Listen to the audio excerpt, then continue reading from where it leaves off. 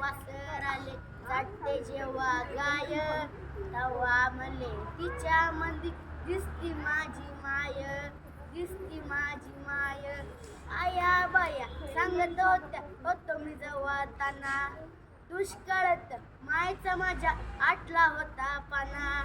पिठामंदी ओ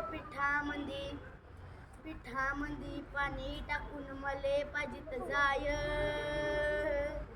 तवा मले पिठामंदी दिसती माझी माय, दिसती माझी माय. यावरून तुम्हाला माझ्या भाषणाचा विषय समजला असेलच, पण मी तुम्हाला माझ्या या विषयावर माहिती सांगत आहे, ते तुम्ही शांतपणे ऐकून घ्या. माझे नाव श्रेष्ठ नवनाथ. मी इयत्ता 4थी शिकतो. शाळेचे नाव प्राथमिक शाळा क्रमांक 5 माळेनगर नवसारी आहे. आता मी माझ्या पुढील भाषणाला सुरुवात करतो. माझ्या या विषयावर बोलण्यासाठी आलो, पण खरे ज्या मातेने 9 महिने तिच्या उदरात वाढवले व जिच्यामुळे मी जग पाहिले व तिने जीवनाच्या प्रवासाला सुरुवात करून दिली. आज या समाजात कसं घडावं कसं वाग शिकवलं, त्या मातेचे पांगे जन्मात फेडणे शक्य नाही. अशा माऊलीबद्दल मी चिमुकला काय बोलणार. आभाळ एवढा कागद व समुद्र एवढी शाही, आभाळ एवढा कागद व समुद्र एवढी शाही, घेतली तरी आई तुझी थोरविली ते ज्ञाना. कवी सुरेश भट म्हणतात मला, आई तुझी मी गाईन रोज गाणी, माझी तुझ्या दुधाने गेली भिजून वाणी. पण या निमित्ताने कळेना माझ्या आयुष्यात ऋण व्यक्त करता येतील त्याबद्दल तुम्हा सर्वांचे आभार.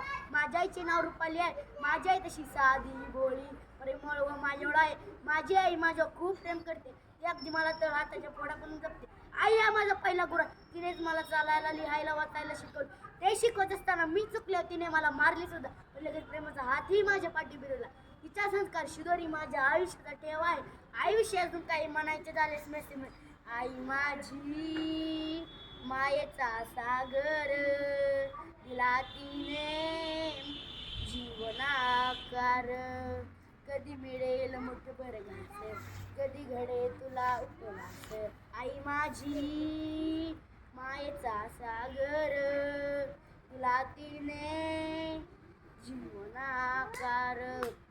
मला माहित आहे माझ्या आईसाठी तुम्हा सर्वांच्या आयुष्य अजून काही म्हणायचे झाले तर मी असं म्हणेन, स्वामी तिन्ही जगाचा आई विना भिकारी, स्वामी तिन्ही जगाचा आई विना भिकारी.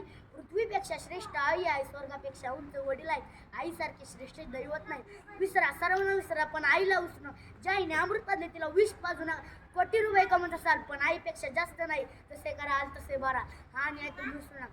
सर्व मुलांवर समान प्रेम करते तीच आई होय. कदाचित पुत्र कुपुत्र होईल पण आई कधीच कुमावणार नाही. धनाने दाई व बाई मिळेल पण आई मिळणार नाही, आई मिळणार नाही. काही माणसांना गोष्टीची किंमत कळते पण आईची किंमत कळत नाही.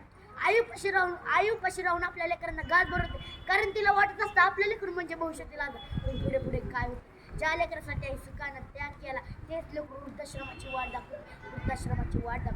किती वेदना होत असतील त्या माऊलीला अशा आईकडे पाहिले लेकरांना. सांगावसे वाटते नको करू देवपूजा, नको करू हरिनाम.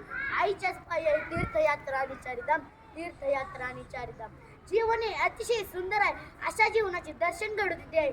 आणि फक्त आई म्हणून नव्हे तर जगातील सर्व यांसाठी म्हणायचे म्हणून म्हणतो, आनंदाने भरावी तुझी ओटी, पुन्हा एकदा जन्म घ्या माये तुझ्या पोटी, पुन्हा एकदा जन्म घ्या माये तुझ्या पोटी, माये तुझ्या पोटी, माये तुझ्या पोटी. धन्यवाद.